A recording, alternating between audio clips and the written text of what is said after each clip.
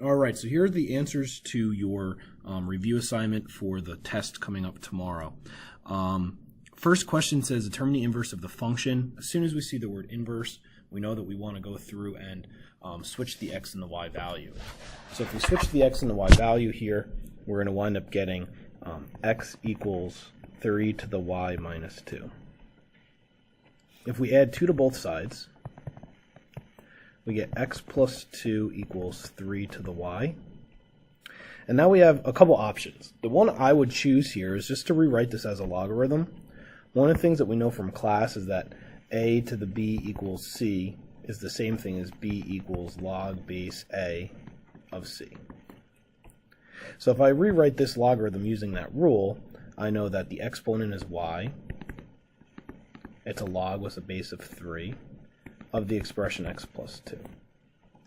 And since this is an inverse, we're going to say f negative 1 of x equals log base 3 of x plus 2.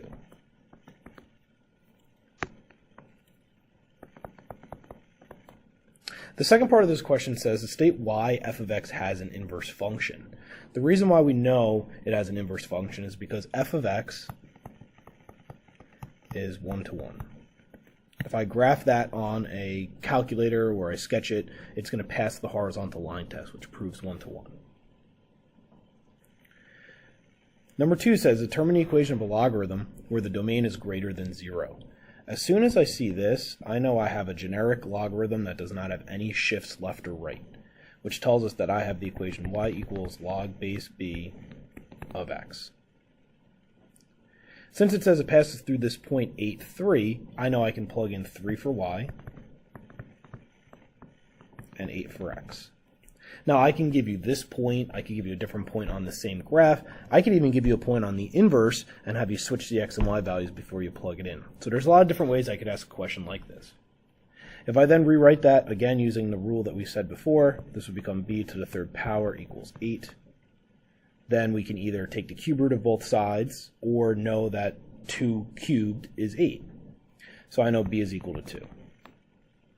So my equation is going to be y equals log base 2 of x.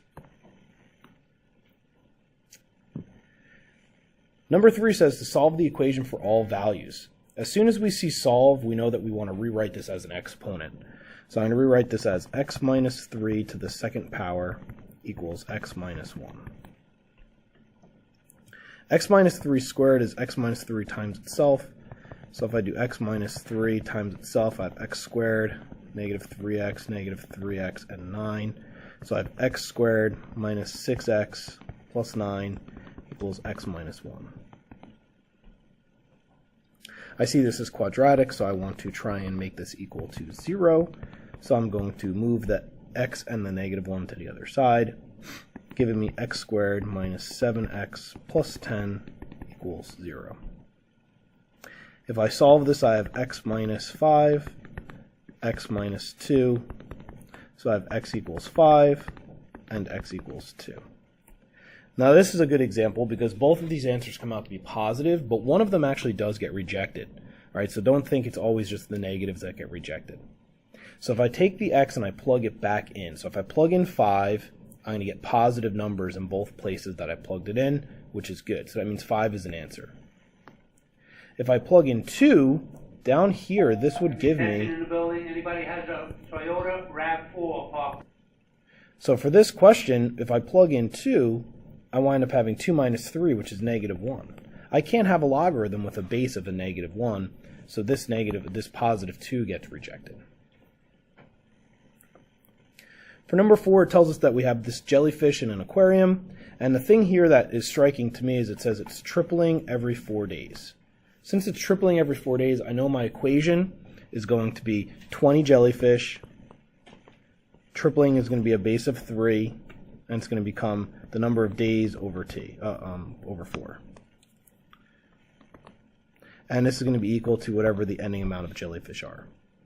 I want to know how many days it takes to make 110 jellyfish. So now I'm solving for D. I first want to divide both sides by 20. If I do that, I get 5.5 equals 3 to the d over 4. Take the ln of both sides.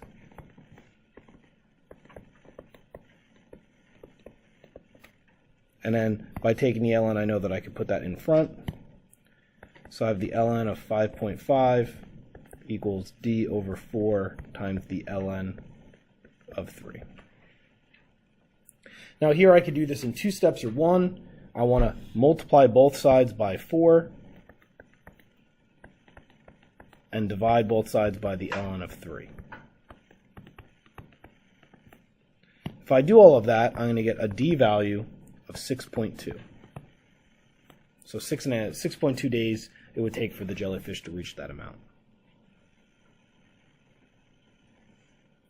For number 5, it says determine the domain, range, asymptote, and end behavior of the function. Well, to do this, we do want to graph it, so I would put this right into your graphing calculator. I'm just going to give you a quick sketch of what the graph looks like. So this graph is going to have an asymptote line at -2, and it's going to look something like this.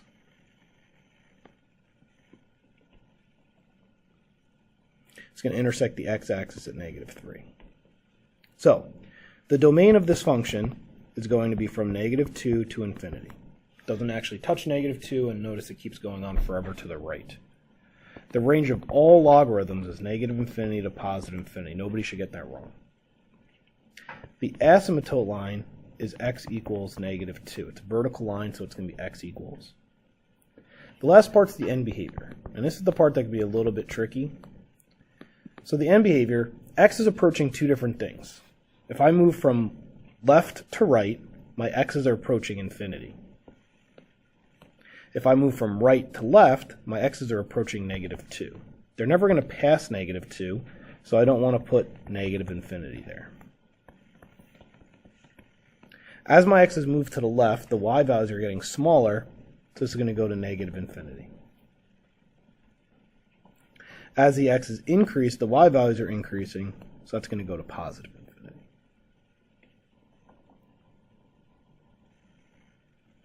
Number 6, Newton's law of cooling. So this question is similar to one that was in your notes.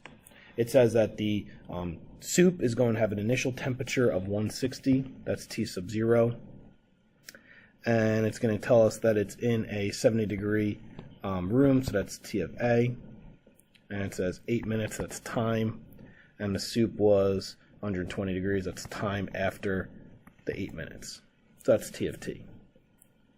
Now the thing we don't know is K, so the first thing we have to do is identify K, and then that'll help us solve for this remaining part. Right, but I can't find out how much, what temperature this is at 14 minutes until I figure out, well, what's the K value? So if I know that the T of T value is 120, the ambient temperature is 70,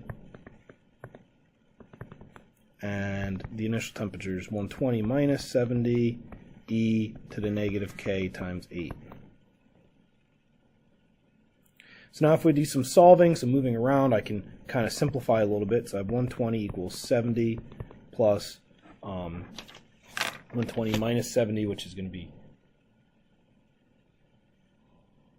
not 120, 160. Let's change that real quick because that was a mistake. The initial temperature is 160. This is supposed to be my 120. My apologies. So we'd have 160 minus 70, which we can change to 90. E to the -8k. Okay, now we're back on track. So now if I subtract 70 on both sides, I wind up having 50 equals 90 e to the -8k. Divide both sides by 90, and that gives me 5/9. I'm not going to use a decimal there because it would be a repeating decimal. I don't want to do that. So we're going to leave the exact answer. So now I can take the natural log of both sides.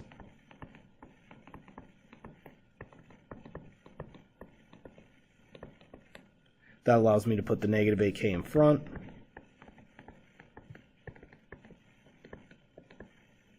ln of e doesn't matter. And divide both sides by -8. That gives me a k value of 0.0735. general rule, I'll round out 3 significant digits here just to make sure that everything is good. So now that I know the k value, I can actually determine the value at 14 minutes. So I can say, I'll just do this in a different color so you know that I'm doing the second part here. T at 14 is equal to 70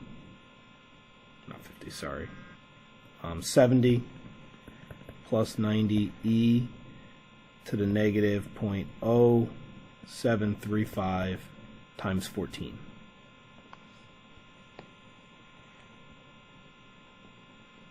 So if I do T of 14, that gives me 102 degrees.